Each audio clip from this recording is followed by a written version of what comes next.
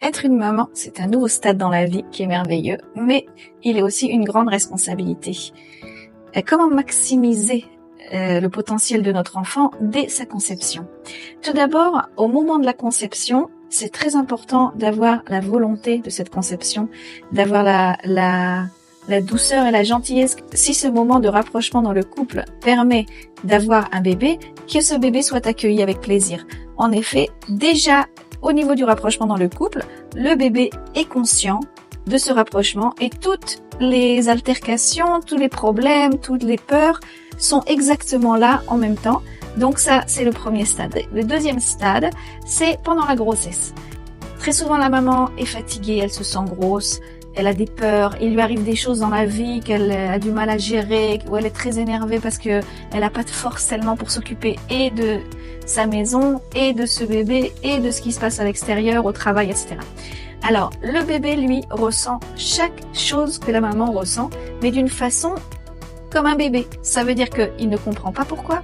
Il pense que tout ce que la maman ressent, c'est à cause de lui, et donc pas à cause de ce qui se passe au travail, etc. Et il encaisse chaque chose, il enregistre chaque comportement, il se crée une banque de données comment régler chaque problème par rapport à tout ce qui se passe pendant ces 9 mois dans le ventre de la mère. L'enfant fait un avec la maman, complètement un à tous les niveaux. Pensée, sentiments, émotions, complètement le dupliquer.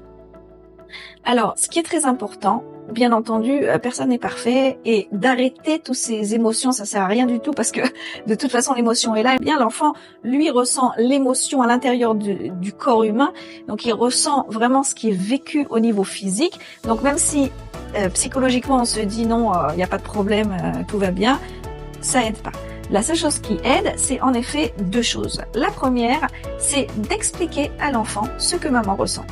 Voilà, aujourd'hui au travail, ça va pas bien avec mon boss, avec mon mari, avec mon enfant, avec ci, avec ça. J'explique complètement à l'enfant, ça n'est pas lié à toi. Toi, t'es gentil, toi, t'es très jolie. Mais maman, elle se sent comme ça, maman, elle a vécu ça au travail, ça l'a mis hors d'elle. Ne t'inquiète pas, ça n'a rien à voir avec toi. Ça, c'est la première chose qui va permettre à l'enfant de ne pas générer en lui des contre-réactions à ses émotions ou de ne pas encaisser ses émotions et les revivre en permanence dans sa vie future. La deuxième chose, c'est de traiter son émotion.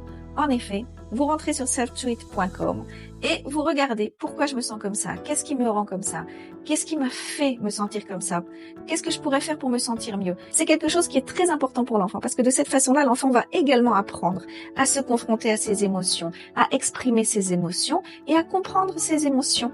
Donc, de toute façon, pour être bien, c'est beaucoup mieux de se traiter. Et pour l'enfant, c'est idéal de se traiter.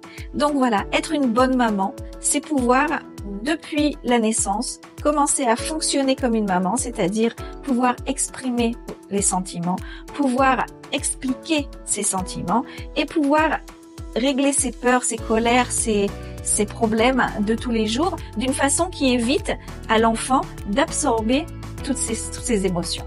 Voilà.